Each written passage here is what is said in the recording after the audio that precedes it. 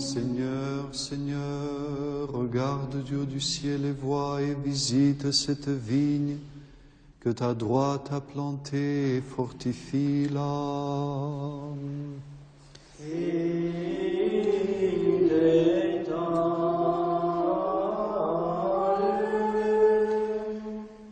Doamne, Doamne, caută din cer și vezi și cercetează via aceasta pe care a sădit-o dreapta ta și o desăvârșește pre ea. Sfinte, fără de moarte.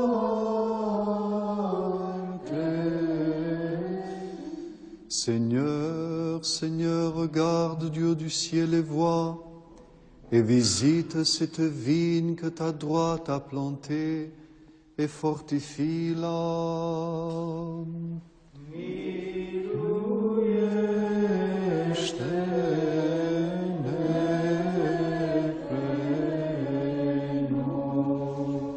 Saint Dieu, Saint fort, Saint immortel, aie pitié de nous.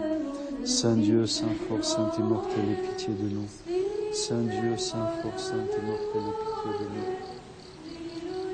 Béni est celui qui vient au nom du Seigneur. Le monastère de Santa Maria del Villar est l'un des 21 monastères orthodoxes situés en France. Les 2 tiers se trouvent dans la moitié sud. Pour témoigner de la diversité de cette vie monastique, nous nous sommes arrêtés dans 5 d'entre eux.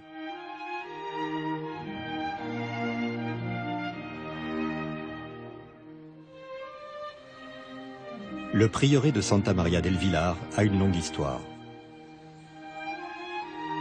Un premier monastère fut créé au XIe siècle sur les ruines d'une église fortifiée datant de la période carolingienne. Ce fut un haut lieu de prière et même une étape sur la route secondaire pour Saint-Jacques de Compostelle. Les augustiniens occupant les lieux étaient hospitaliers et pour les pèlerins, leur croix était un repère visible de loin. Les terres des moines leur furent confisquées au XVIe siècle et ils quittèrent les lieux en 1538.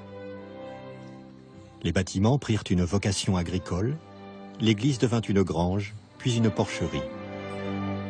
S'ensuivit un long hiver de 4 siècles et demi, jusqu'à ce qu'une femme inspirée rachète les lieux. C'est une dame, une Aveyronnaise, Madame Lucette Triadou, qui venait de s'installer ici à l'époque avec son mari. Disons qu'en 1993, elle a monté ici la première fois. Et dès qu'elle a vu l'église, même si c'était en ruine, ça lui a beaucoup plu. Elle s'est décidée tout de suite avec son mari d'acheter le lieu et d'essayer une restauration. Elle a fondé une association de sauvetage de prieuré Santa Maria del Villar et entourée par des bénévoles, des architectes, des archéologues. À la fin de 2004, le site sera classé monument historique et complètement ouvert au public. Et Madame Lucette, dès qu'elle a vu le site restauré, elle a voulu avoir de nouveau une monastère vivante comme elle était avant. C'est elle-même qui voulait avoir ici des moines. Oui, tout à fait. Oui. C'est pour ça qu'elle s'est adressée à l'évêché de Perpignan demandant une communauté. Apparemment, faute d'une communauté disponible, elle était dirigée vers nous.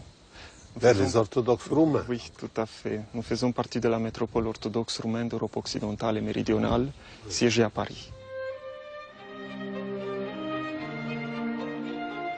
L'ensemble a été restauré avec minutie.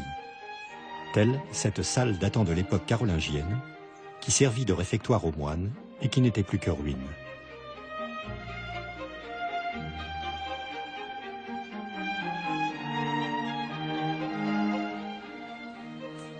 Le portail est remarquable par son asymétrie.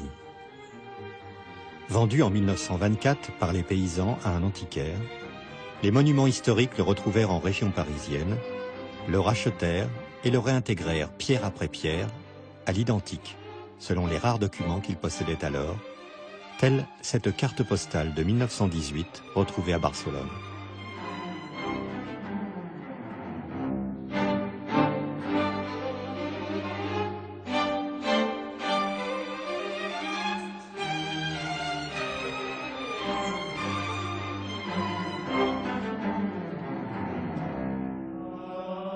Une immense surprise attendait les restaurateurs à l'intérieur de l'église. Quand ils quittèrent les lieux, persuadés qu'ils reviendraient bientôt, les moines recouvrirent les fresques murales d'un enduit afin de les protéger. Ces fresques du XIe siècle auront donc attendu 460 ans avant de retrouver le jour. Bien que très abîmées par endroits, elles trahissent l'influence mozarabe sur les artistes de l'époque, tel ce soleil noir et bas sur l'horizon. Au-dessus du sanctuaire, la signification des scènes est plus clairement perceptible. Tout en haut, l'annonciation faite à la Vierge Marie par l'archange Gabriel. Juste en dessous, une évocation de l'Apocalypse, avec de haut en bas les flots, l'alternance des jours et des nuits, et le monstre multicéphale qui surgira de la mer. Puis des ibis. Celui de droite mange, tandis que l'autre ne fait que boire. Chair et sang du Christ, évocation de l'Eucharistie.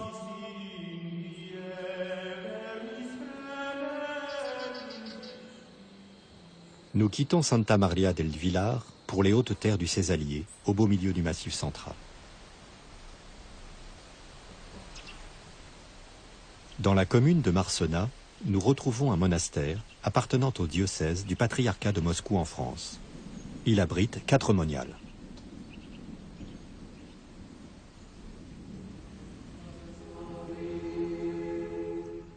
Que le Christ, notre vrai Dieu, par l'intercession de sa Sainte Mère toute pure et immaculée, par la puissance de la vénérable et vivifiante croix, par les supplications des vénérables puissances célestes et incorporelles, par les supplications du vénérable et glorieux prophète et précurseur Jean-Baptiste, des saints glorieux et illustres apôtres, des saints glorieux et victorieux martyrs, aie pitié de nous et nous sauve, lui qui est bon et ami des hommes.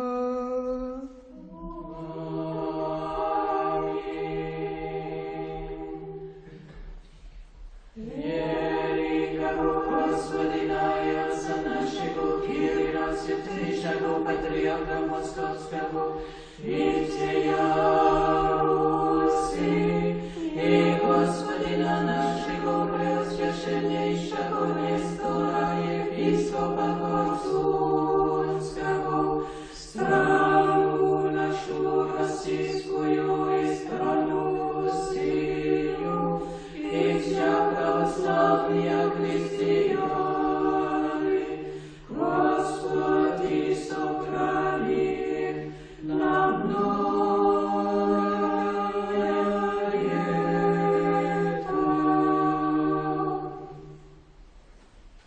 Père Archimandrite Barsoneuf, nous savons que vous êtes à la fois l'higoumène de ce monastère et son fondateur. Et déjà, vous aviez avec vous les sœurs qui y sont maintenant. Alors, pouvez-vous nous dire quelques mots sur les origines de votre communauté d'ici?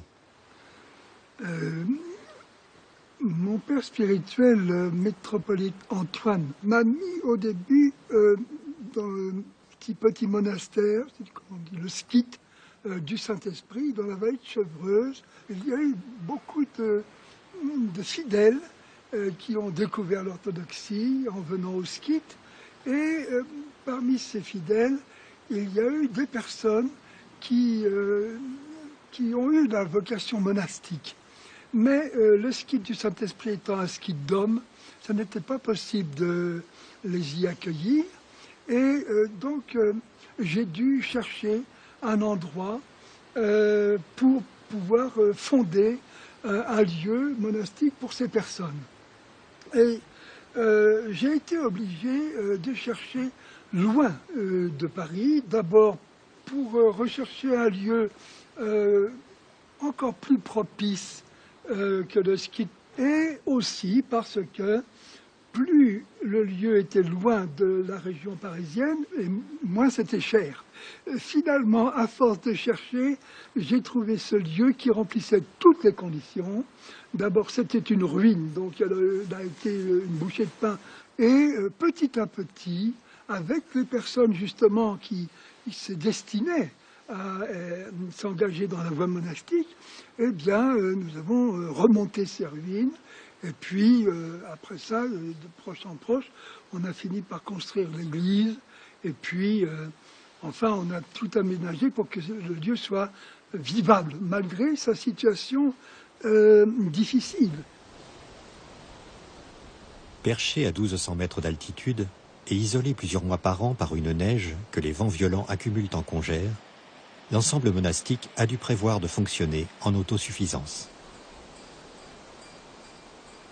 En 1988, le métropolite Vladimir nous a donné la bénédiction pour la fondation officielle du monastère. Donc le monastère est opérationnel et officiel depuis février 1988.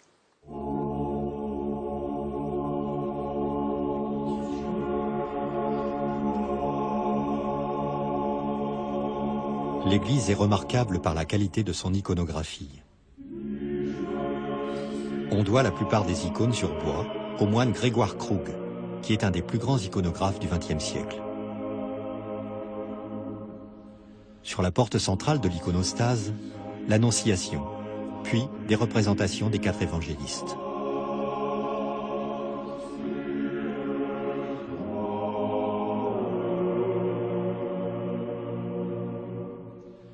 Sur les portes latérales figurent les 2 archanges, Michel et Gabriel.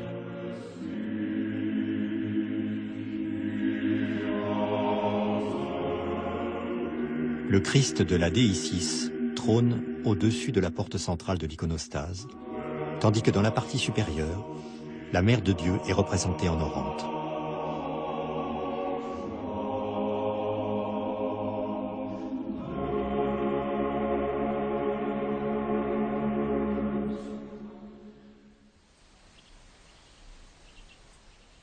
Du massif central au massif du Vercors, situé à l'ouest des Alpes. Nous partons à la rencontre d'un monastère d'obédience grecque, le monastère de Saint-Antoine-le-Grand. 6 moines y habitent.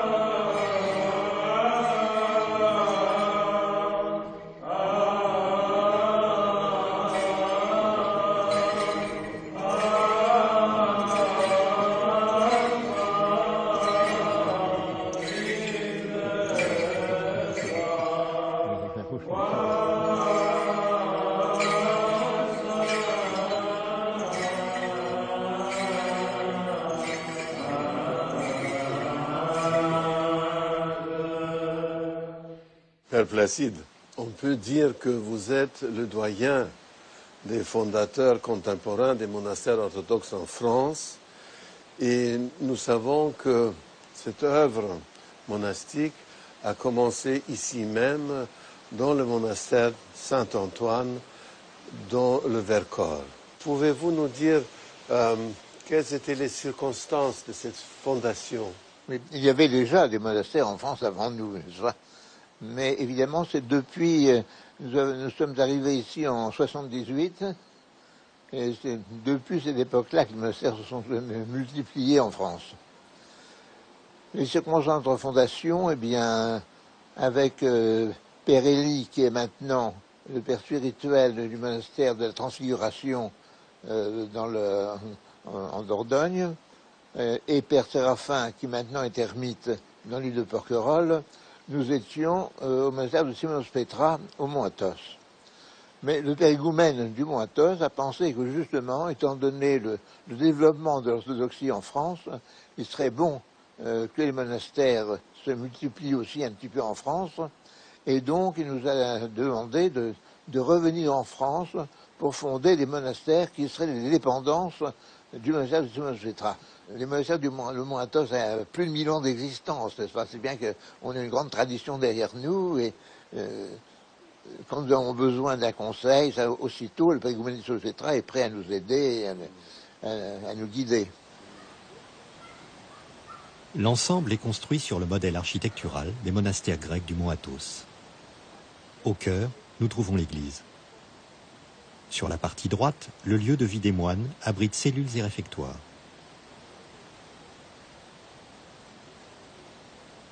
À l'entrée du monastère, un corps de bâtiment est destiné à l'accueil, à ceux qui veulent ici faire une retraite.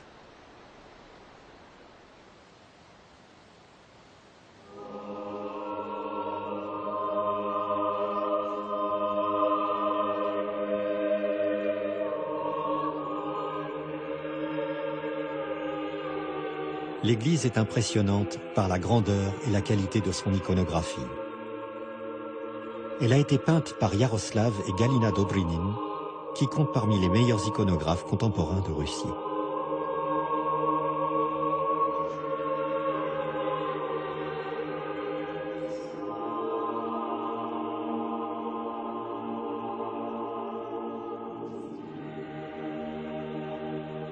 Le monastère étant dédié à saint Antoine le Grand, un des fondateurs du monachisme, il n'est pas surprenant de retrouver dans le Naos un hommage aux premiers moines, tel Jean Climac, auteur de l'échelle des vertus.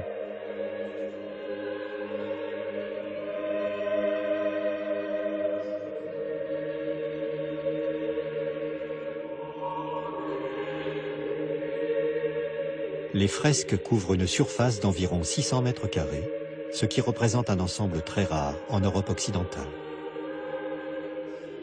Toute l'église est peinte, y compris le pronaos à l'entrée. On y trouve une immense fresque évoquant l'Apocalypse de Jean, avec en son cœur l'agneau christique.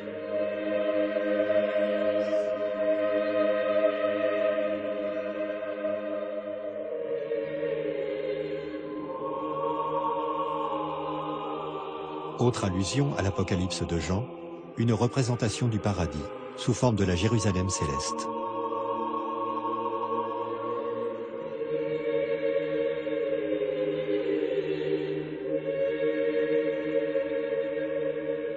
À côté, une autre peinture évoque les 6 jours de la création du monde.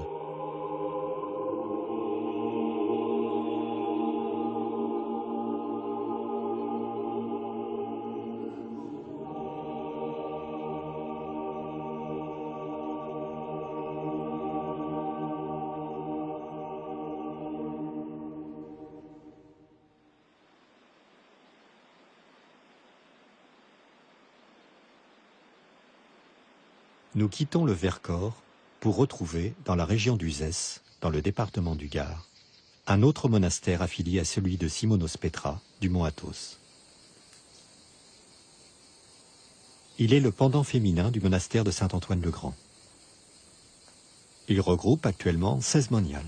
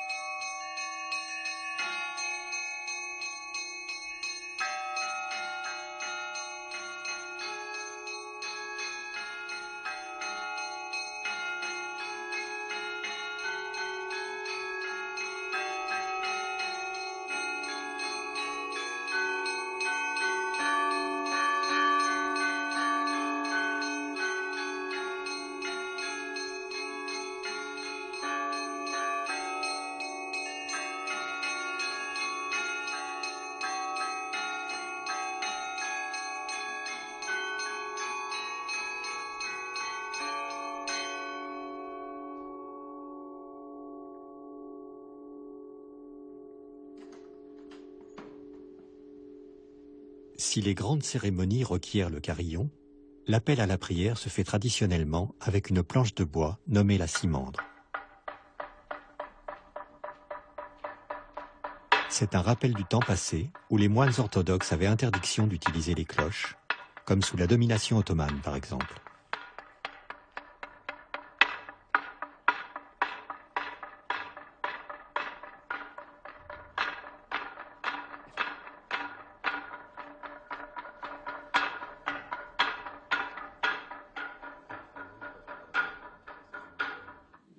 Accomplissons notre prière du soir au Seigneur. Il est sort. Secours-nous, sauve-nous et pitié de nous et garde-nous, ô Dieu, par ta grâce. Il est sort. Demandons au Seigneur que toute cette soirée soit parfaite, sainte, paisible et sans péché.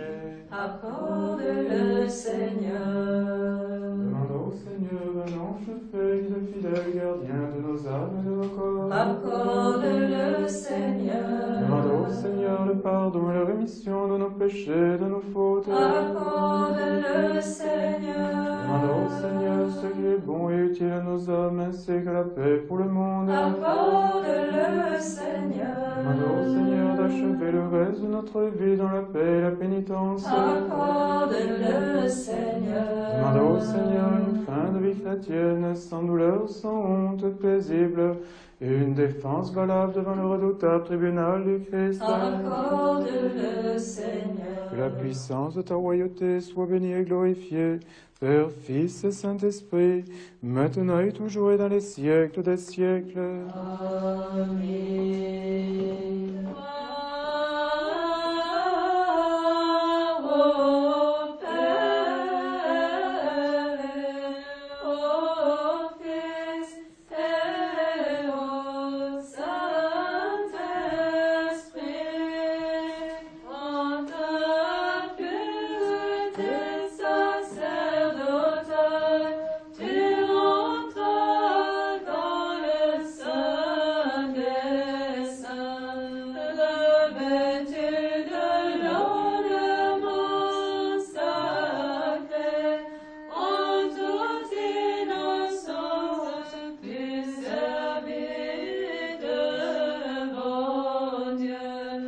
Mère Ipandia, nous sommes ici dans votre monastère.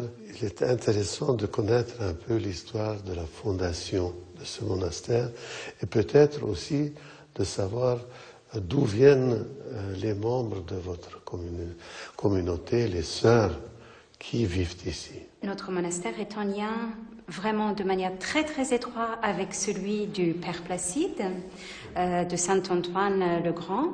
Au départ, il y avait le Père Placide avec Père Séraphin qui s'y sont établis. Et les premiers novices qui se sont présentés, finalement, c'était des femmes. Ils n'avaient pas du tout l'intention de fonder un monastère féminin, mais ce sont la force des choses, 3 femmes qui venaient, qui frappaient à la porte avec insistance pour que le Père Placide soit leur père spirituel et en même temps qu'elles puissent commencer une vie monastique auprès de lui. À partir de là, les choses ont pu se mettre en place. Les moines ont été très hospitaliers. Ils ont cédé une partie du monastère aux sœurs au début, mais évidemment, c'était quelque chose qui ne pouvait pas durer trop longtemps, malgré tout. Et leur souhait était finalement de trouver un lieu où la communauté puisse s'installer, mais également avec un petit peu de terre attenante. Au bout de 3 ans de recherche, elles finissent par trouver ce lieu, Solan, donc, qui est un merveilleux endroit, donc une grande bâtisse, comme vous avez pu voir, et surtout un domaine de 60 hectares où se trouvent des vignes, des arbres fruitiers, la possibilité de faire des cultures annuelles et une 40aine d'hectares de forêt.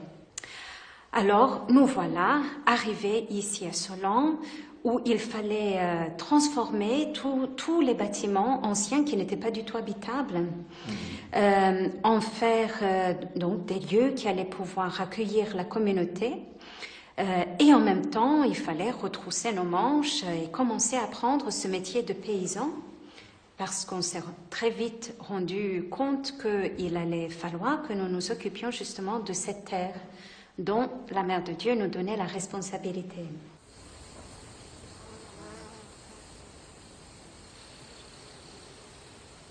Père Théotokis, vous êtes moine du Mont Athos et plus particulièrement moine de Simonopetra, du grand monastère. Et nous sommes ici à Solan. Nous savons que Solan est une dépendance, pourrait-on dire, du monastère de Simonopetra.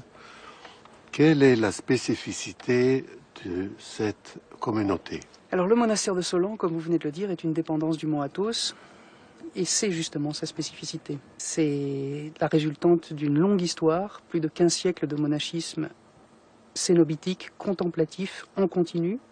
Tout a été traversé par la communauté attonite à travers l'histoire, qui fait que pour cette tradition, les choses sont toujours faciles. Solan hérite de cette aise-là. Il y a aussi un esprit de confiance. Tout ce qui s'est fait dans l'histoire, c'est fait par la grâce de Dieu. Les hommes font peu de choses, ils font des murs, ils ne font pas un monastère, ils disent un office, mais ils n'accordent pas cette hospitalité particulière qui est offerte aux gens qui peuvent assister aux offices, qui est la présence de Dieu. Cette présence apporte aussi une troisième chose, héritée elle aussi de l'Athos, qui devrait, et je pense qui est à partager entre tous les monastères, la joie. Cette jubilation, c'est un mot à la mode, mais c'est un mot qui convient tout à fait à cet état de présence divine, et c'est sa caractéristique.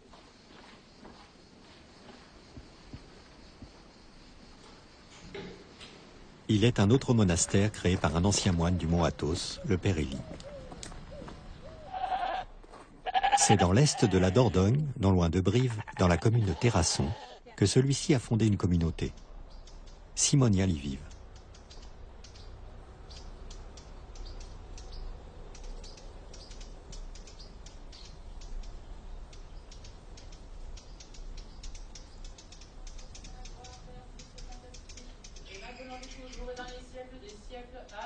Accomplissons notre prière vespérale devant le Seigneur. Secours-nous, sauve-nous et pitié de nous et garde-nous, ô Dieu, par ta grâce. Demandons au Seigneur que ce soir tout entier soit parfait, saint, paisible et sans péché. Demandons au Seigneur un ange de paix, guide fidèle, gardien de nos âmes et de nos corps. Demandons au Seigneur le pardon et la rémission de nos péchés et de nos transgressions. Demandons au Seigneur ce qui est bon et profitable à nos âmes et la paix pour le monde. Demandons au Seigneur d'achever le temps restant de notre vie dans la paix et le repentir. Demandons au Seigneur que notre vie ait une fin chrétienne sans angoisse, sainte et paisible, et que nos sentences favorables nous soient rendues au redoutable tribunal du Christ. Faisons mémoire de notre doute sainte immaculée, bénie par-dessus tout, glorieuse souveraine, la Théotokos et toujours Vierge Marie, avec tous les saints, consacrons-nous nous-mêmes les uns les autres et toute notre vie au Christ notre Dieu.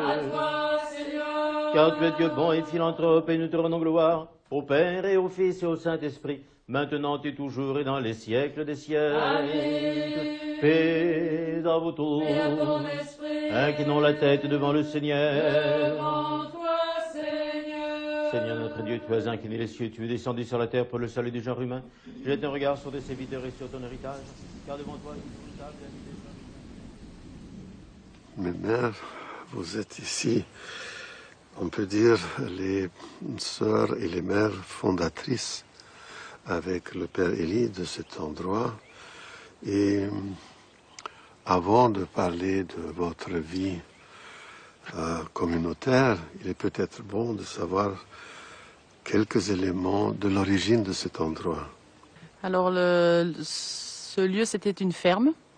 Quand nous sommes arrivés, c'était une ferme. Les paysans qui étaient là avaient un élevage de vaches et de brebis. Et le monsieur est tombé malade. Et donc, ils ont dû arrêter. Ils se sont retirés à Terrasson et ils ont mis en vente ici. Donc, quand on est arrivé, c'était une ferme qui était arrêtée depuis quelques années seulement. Et petit à petit, on a transformé en monastère. Donc, une des premières choses qu'on a fait, c'est qu'on a fait un accueil. On a transformé un bâtiment pour pouvoir accueillir des gens tout de suite, pour pas couper cette tradition qu'on avait. Et après, on a transformé la maison des sœurs ici, qui était la maison d'habitation. Donc, on a fait des cellules, un petit réfectoire, une cuisine. Le pigeonnier, là-bas, on a fait une chapelle. C'est aussi une des premières choses qu'on a fait, bien sûr. Et après, on a construit dans la cour, ici, on a construit l'église.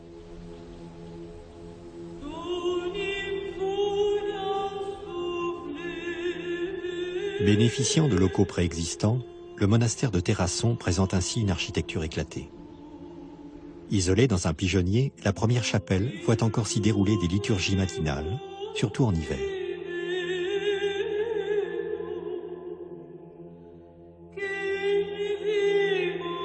Non loin, un autre pigeonnier a été converti en une bibliothèque très riche d'ouvrages religieux.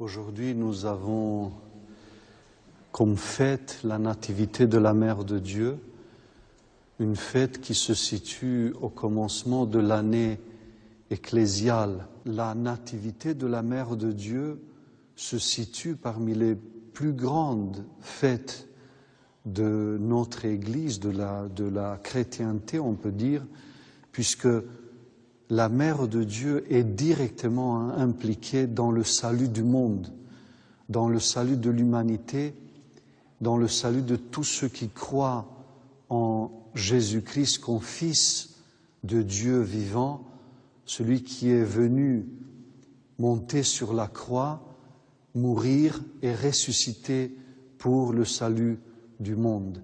Mais tout cela a pu se faire à travers la Mère de Dieu, la Vierge Marie. La Mère de Dieu est particulièrement vénérée dans les monastères orthodoxes féminins. Ainsi, comme à Santa Maria del Villar, 3 de nos 5 monastères sont sous sa protection.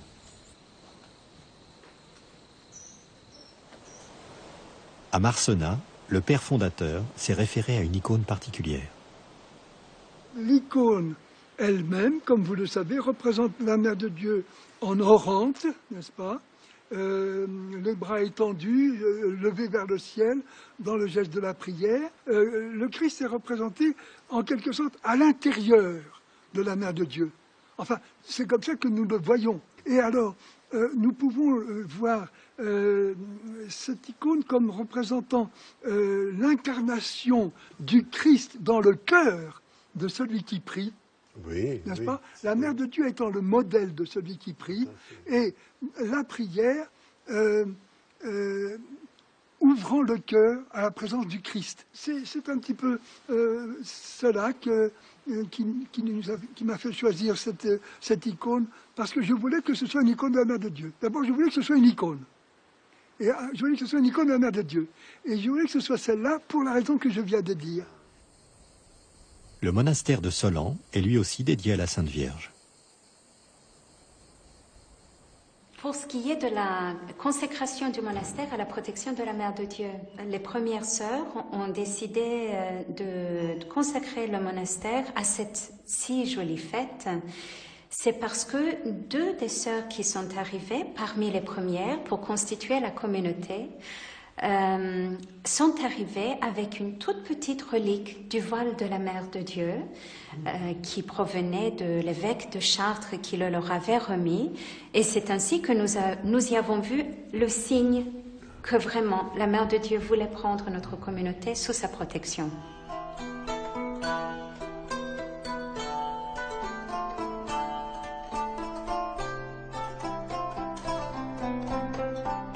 Au monastère de la Transfiguration à Terrasson, les moniales qui ont investi une ancienne ferme se sont tournés vers l'élevage, car leur quotidien doit viser 2 objectifs.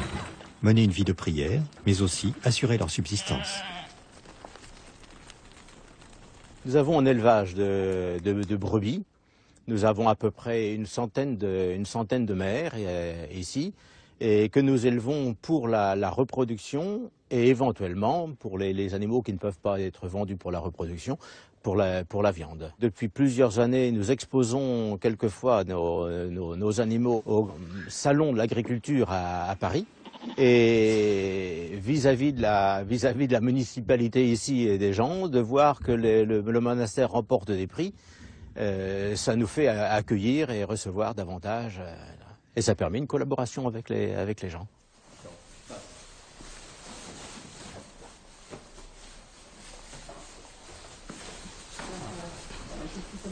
Non, je vous en prie.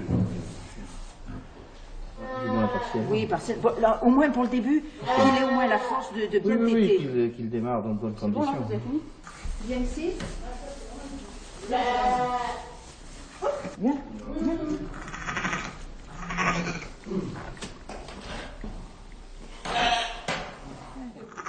Oui, mais tu sais que c'est pour t'aider. Allez, et il est ici. Viens voir. Viens.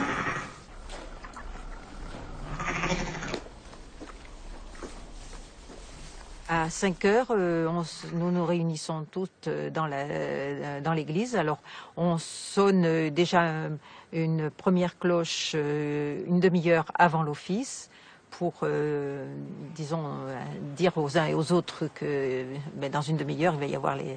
C'est-à-dire, une demi-heure plus tard, c'est à 4h30 de la nuit. Voilà, on sonne la cloche. Et on se lève. Et on se lève. On est déjà levé, vous dites. Normalement, on est déjà levé. Mon Dieu. Voilà. Oui. Voilà. Et puis, donc, à 5 heures, tout le monde est à l'église pour d'abord l'office de minuit et les matines. Les matines, les laudes, et certains jours, la divine liturgie. Après, nous nous reposons pendant 1 heure à peu près, et la vie... alors matériel commence, et ensuite avant le repas à midi moins le quart, nous avons les heures donc tierce et sexte que nous disons avant le repas. Nous avons le repas en commun.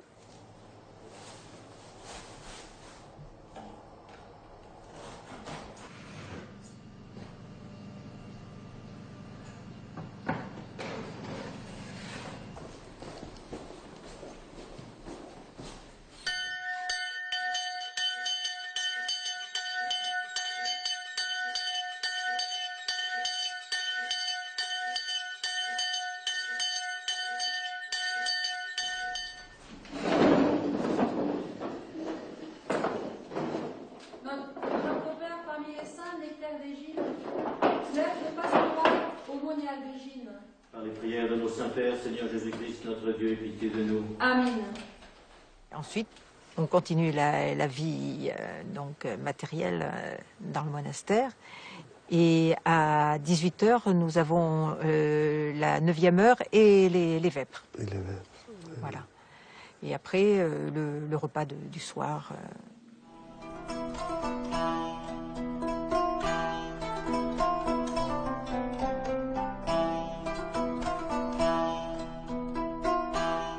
Le monastère de Solan a lui aussi choisi de faire fructifier la terre. Ses vignes produisent annuellement 250 hectolitres d'un vin de qualité.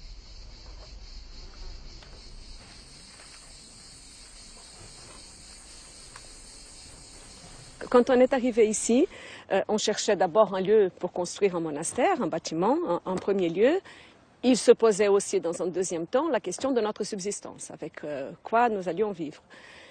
Il se trouvait que le bâtiment qu'on a trouvé était entouré par un domaine de 60 hectares d'un seul tenant, ce qui est assez rare par ici, et où il y avait beaucoup de vignes et aussi des arbres fruitiers. Donc, quand on a vu le domaine et qu'on a vu la vigne, on s'est dit, tiens, on cherche un travail, la vigne est là, et pourquoi pas? Et on sait que traditionnellement, les moines ont souvent été des agriculteurs et qu'ici en France, d'ailleurs, la tradition viticole, elle est très liée à la tradition monastique, cistercienne, etc.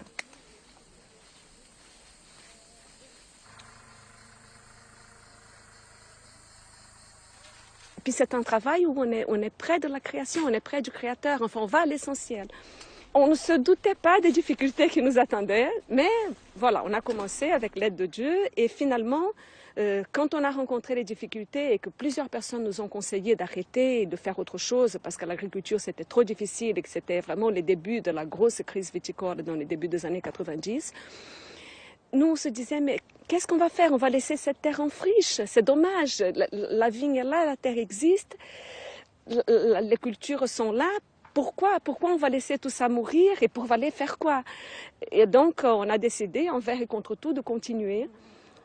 En plus, la vigne, elle a quelque chose de beau, de noble. Le Seigneur, il a choisi le fruit de la vigne pour en faire son sang, et ça, c'est pas rien. Et puis, ce qui a été important pour nous aussi, au moment où on a décidé de prendre les terres, on s'était dit, il faut qu'on les cultive d'une façon qui soit respectueuse, et de la terre et des hommes. Et donc, on a décidé de passer tout de suite en agriculture biologique. Ça a été une décision dès le départ et qui, pour nous, était une façon d'incarner notre amour du Créateur, notre foi, notre respect de la création. Et ça, c'était très important pour nous.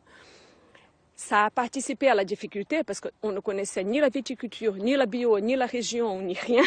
Mais bon, le Seigneur a aidé aussi et puis la Providence a mis sur notre chemin beaucoup de personnes qui nous ont conseillés, qui nous ont aidés, qui nous ont donné les bons conseils au bon moment. Et puis voilà, tout ça s'est fait petit à petit. Les vendanges sont l'occasion de rencontres conviviales. Des fidèles viennent aider les sœurs. Mais aussi des moines du monastère frère de Saint-Antoine-le-Grand, tel le père Denis, rencontré quelques jours auparavant dans un tout autre décor.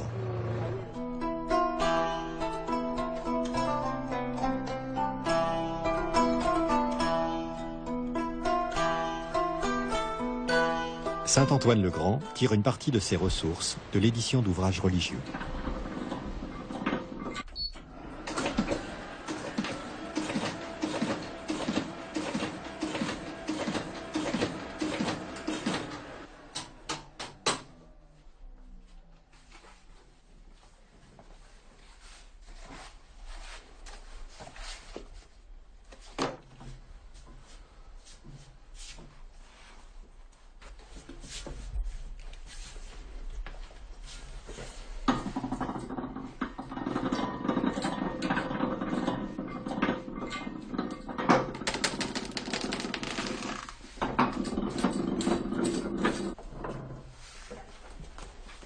Donc, alors, ici dans cette salle, on a établi l'imprimerie du monastère. On a fait un petit travail d'édition.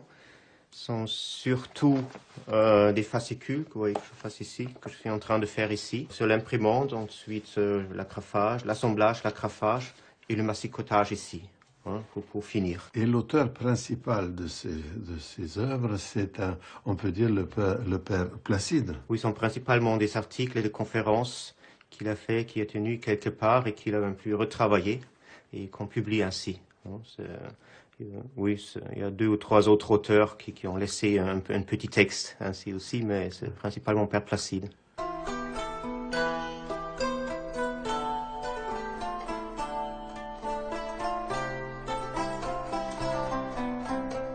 Les sœurs du monastère de Znamenie à Marsena se consacrent aux icônes, alliant ainsi œuvres de piété et moyens de subsistance.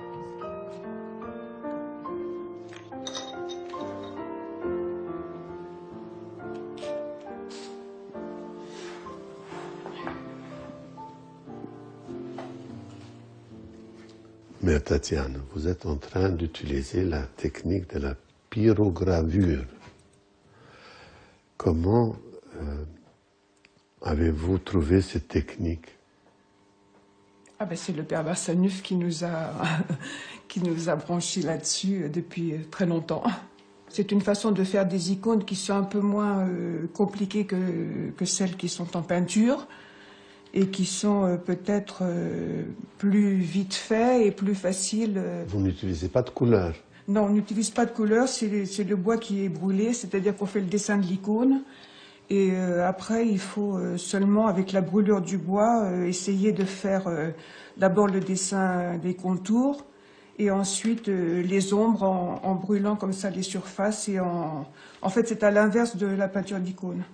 On brûle les ombres, on laisse ce qui devrait être les couleurs claires en bois naturel. Voilà, j'ai appliqué les premières couches et maintenant je mets les premières lumières. Les premières lumières blanches et après je remettrai des voiles. Donc, est-ce qu'il faut penser que c'est un principe de l'iconographie de commencer par les couleurs plutôt sombres? Voilà, exactement. On commence à poser les couleurs de fond qui sont généralement plus sombres, et après on met des lumières blanches, sauf pour le vêtement de la Mère de Dieu, que l'on recouvre après avec d'autres voiles de la couleur du fond, pour faire la transparence. J'ai incité les moniales, les unes après les autres, n'est-ce pas, à s'initier. Il y en a plusieurs qui n'avaient jamais tenu un crayon de leur vie, qui ne savaient pas du tout ce que c'était. Eh bien, elles ont commencé par la base, et puis, petit à petit, et maintenant, elles font des icônes qui sont parfaitement canoniques, et sur le plan technique, qui sont tout à fait excellentes, n'est-ce pas? Elles ont un certain rayonnement dans un milieu restreint, d'accord, mais quand même, elles ont un rayonnement... Et puis alors, il y a beaucoup de visiteurs qui leur commandent des icônes. Et finalement, on peut dire qu'elles vivent de ça, des commandes d'icônes. Parce que même des non-orthodoxes, ou des religieuses catholiques, des communautés qui commandent des icônes, ou dernièrement, la cathédrale de Brioude qui a commandé une grande icône de Saint-Junien, qui est le saint patron de la cathédrale. Voilà, des gens qui passent des commandes comme ça, vous comprenez? Et ça fait vivre le monastère.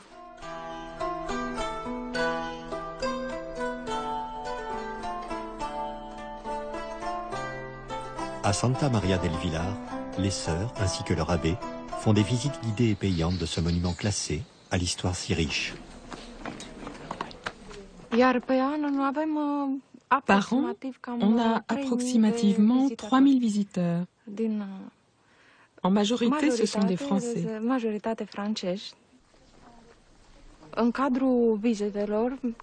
Dans le cadre des visites guidées qui se font ici chez nous, on peut, par la présence de chrétiens, catholiques, protestants, on a la possibilité réelle de faire connaissance.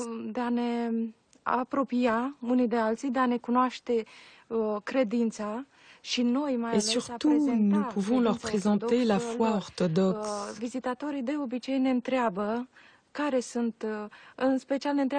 Les visiteurs nous demandent généralement en quoi nous sommes différents. Et ainsi, on a la chance d'expliquer notre foi orthodoxe, surtout aux catholiques. Păcatelor spre viață de veci. Amin. Se împărtășește roaba lui Dumnezeu monahie Caterina cu cinstitul și sfântul trup și sânge al Domnului Dumnezeului și Mântuitorul nostru Iisus Hristos spre iertarea păcatelor spre viață de veci. Amin.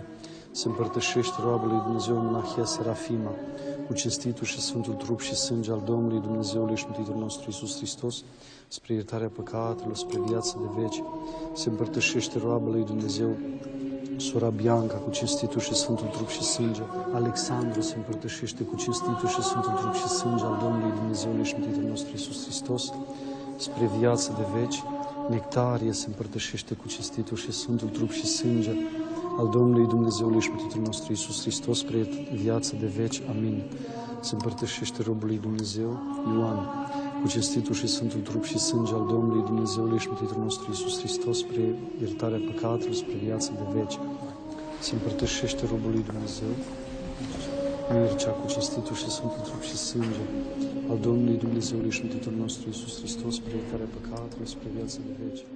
En tant que moine, j'aime beaucoup le monastère comme endroit où des personnes, des chrétiens, se rassemblent pour la vie communautaire et la vie de prière. Je me rappelle toujours les paroles de Saint Paul qui dit « Notre vie est cachée avec le Christ en Dieu ». Ça veut dire que la première, disons, tâche du moine, c'est la discrétion et par la suite la prière. Donc il vit dans le monde sans être du monde, il vit dans ce monde et il prie pour ce monde. La vie communautaire inspire. Nous connaissons très bien la crise du monde actuel, la crise de la famille, la crise de la société, le fait que nous vivons ensemble souvent d'une manière très superficielle. Et dans une communauté monastique, on essaie de ne pas vivre d'une manière communautaire superficielle.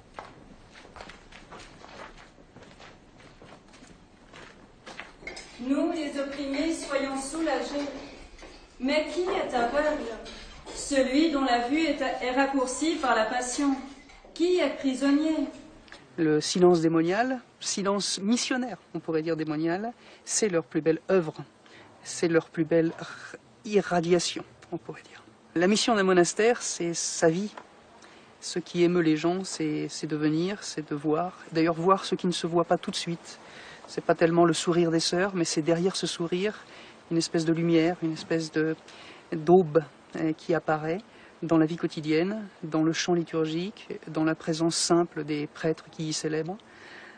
Tout ça opère une hospitalité gracieuse, qui est effectivement la seule chose que les moines ont à laisser sur cette terre.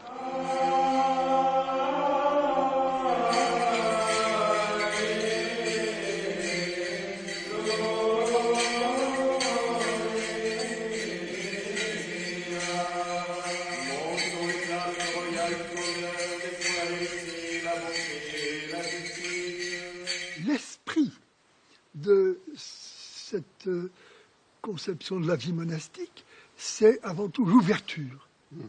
Ce qui est particulier à la situation de moine ou de monial, c'est que le moine reste dans son monastère. Alors, la question est là, être le plus ouvert possible, sans sortir à la rencontre des autres. Nous sommes dans la période d'après-fête de la dormition, ce qui correspond à l'Assomption. Donc l'icône est sur le pupitre jusqu'à la remise de la fête. La fuite du monde est essentiellement un état d'esprit, à ne pas s'attacher à ce monde. Mais comment dire, historiquement parlant, humainement parlant, si on essaie de fuir le monde pour s'attacher à Dieu et à Dieu seul, en même temps, et dans l'idéal, cette fuite du monde nous devrait amener le moine au cœur du monde, au cœur de l'esprit du monde. Et c'est comme ça que s'il y a un attachement à Dieu uniquement, en même temps, il y a une communion avec tous les hommes, et la vie du moine consiste justement à sentir et à expérimenter cette communion au cœur même du monde, avec toutes les personnes qui constituent ce monde. Notre vocation n'est pas une vocation de missionnaire. C'est le Saint-Esprit, lui, qui est missionnaire dans l'Église et qui attire les personnes. Nous, je vous assure vraiment que nous n'y sommes pour rien. Et pour nous, c'est un mode d'action de grâce, si vous voulez. Parce que ce que la théologie de l'Église dit, que c'est le Saint-Esprit qui est missionnaire dans l'Église, là, nous l'expérimentons concrètement. Pour obtenir aux Vierges Immaculées la divine illumination du Fils de Dieu, qui merveilleusement s'est incarné dans ton sein.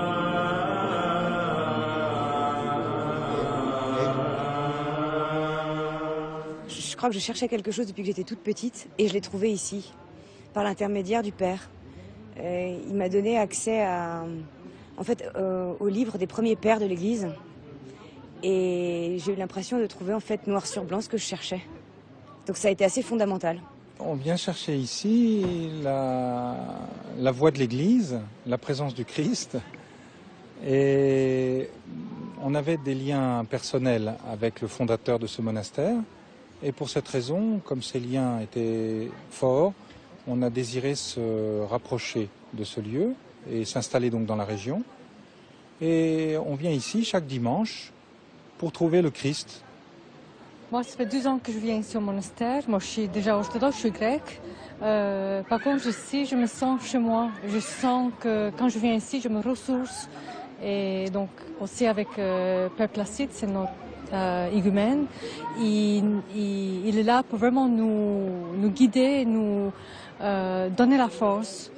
On est tous liés ici et on sent beaucoup d'unité avec Père Placide, avec les moines, dans le lieu et avec la communauté.